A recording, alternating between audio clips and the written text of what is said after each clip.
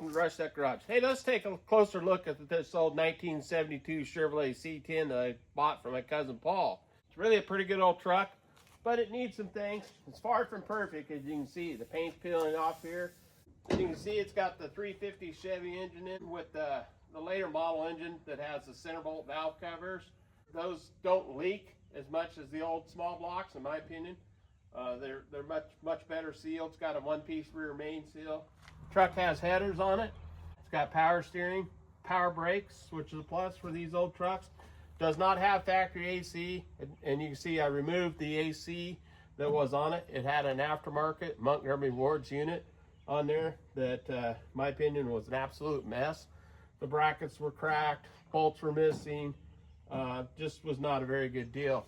Underneath the dash in there, it was loosely mounted and in poor condition. The hoses that ran through for the condenser to the evaporator inside, they had rubbed through. They were tightly fit through the core support here and whatnot. Just did not fit very well. So I removed all that, kind of cleaned up the engine bay, and I haven't really cleaned it all the way up yet. I plan to paint the engine and clean the fender wells up, firewall, and underneath the hood here, make it look a little bit better, more presentable. It is a really good engine in it. Doesn't smoke on startup. Just really does everything it's supposed to do and runs good. Do have that Edelbrock carb on there that I did have to clean out the jets on it earlier today. Got the rally wheels on it, and I'll show you the size on those. Okay, we got a 15x8 rally wheel, and the tire size is a, let's find it here, right there. 15x8 rally wheel, and the tire size looks like a 245/60 R15 on the front. Here's an old custom C10.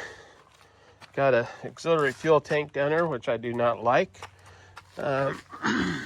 In the rear, we have a 295/50 R15 on a 15x10 aftermarket rally wheel. My cousin put those on there. I think they look pretty good on there. I don't like this auxiliary fuel tank. I don't plan on short bedding this truck. However, if I did short bed it, the nice thing would be, we'd be cutting this here, taking 14 inches out, which would eliminate that mess. Really would clean it up a lot. And back here, we'd be taking 6 inches out. So now this bed on this truck is a little funky. Somebody put angle iron as the top rail here, and a long time ago. It's not factory original. I don't care for it, but it is the way it is. It does have the Cheyenne trim. It has the sport rear bumper. Again, 295/50 15s on the rear, and another auxiliary tank in it. The main tank behind the seat. It's a fairly small tank because it doesn't go that far before you have to put fuel in it again, and it is small. I don't know what it is, probably 16 gallon. But the seat has been recovered. It's not original, but it doesn't look too bad.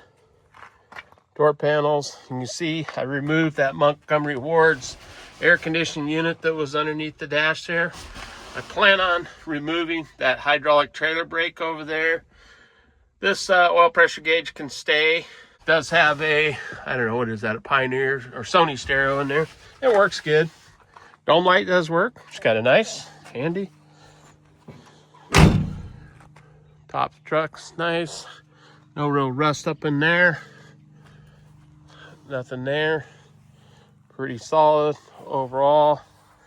Like I say, a lot of these trucks rust back here. There's no rust back there, so kind of nice. I think we'll get a new air cleaner. That lid is pretty pitted up, rusty. Clean that up.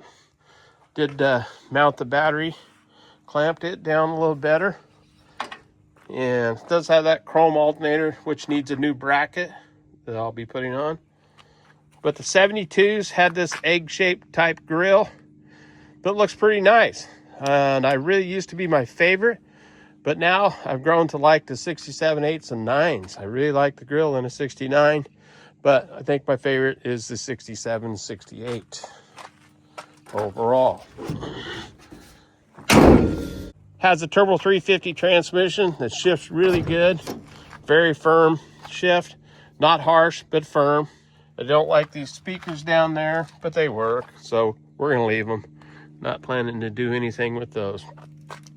Got a little bit of cleanup to be done here and here, which I can match that with a matte white paint and a rattle can. It'll look just fine.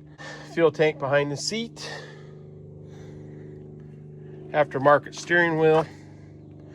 And there's that brake controller there. Okay, guys, I know the answer already, but I'm going to ask the question anyways. Should I short bed the truck? Man, I really hate to. I've got enough other trucks, but the value in these trucks are short bed, and they take a little less room up in the garage. But the big thing on this truck, I would be eliminating that mess. The bed rails are an issue here, but it wouldn't be a problem when I'm shortening it.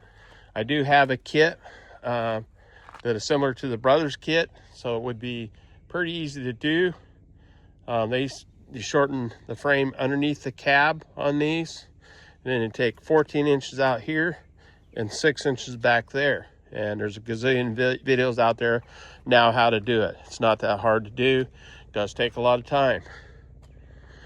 But all your long bed guys are gonna just throw a fit because they're shortening another beautiful long bed. But long beds are easy to find. Short beds are not. That's the reason we do it. And plus, they look awesome. So anyways, that's the old 72 C10. And again, let me know in your comments, would you short bed this truck or not? I think overwhelmingly, most people would short bed it. Long bed guys are going to be the most vocal.